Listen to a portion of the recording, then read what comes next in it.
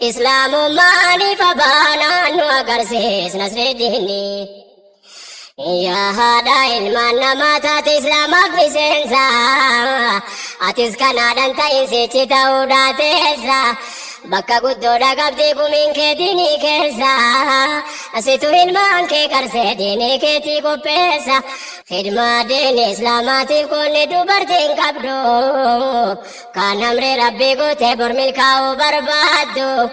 Yaasi waa hunda caalaa amri islaamaati yaaddu, isi rakkoo bal'ina rabbiif jettee of qabdu.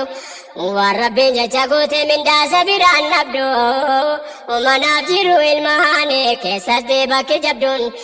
Ilmaanis islaamaaf akka qopheessuu qabdu, waajibni seen beekuu qabdu. Mana siitiif ilmaanii nu agarsiis nasridiini. Ergama rabbii guddaatu nu dhaame addaan baase, rahmataa fi nageenyaan isaanitti buuse. Hadiisa isaan irraa nu gahe wal dabarse, nama amri isaanii dideesse duniyaa akhiraa hongesse. Dubbiin isaanii nama isaan hordofee qofa gorse, jara karaa haqqii irraa deemu rabbiin dabarse.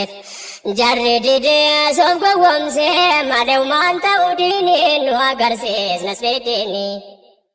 Dhaga'u namni rabbi tamane isaan dhugoomse, dubbiin guddisa ilmaanii mataa haadhaarra marse.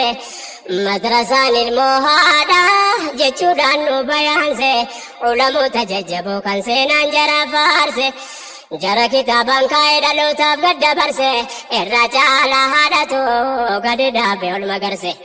Jara taabee barreesse nuun gahee ilmi diini, islaamummaani fabaanaan nu agarsiis nasridiini. Hangaftoota dubartii seenaan baay'ee dubbata, gaheen jarri gumaache akka irraatti mul'ata.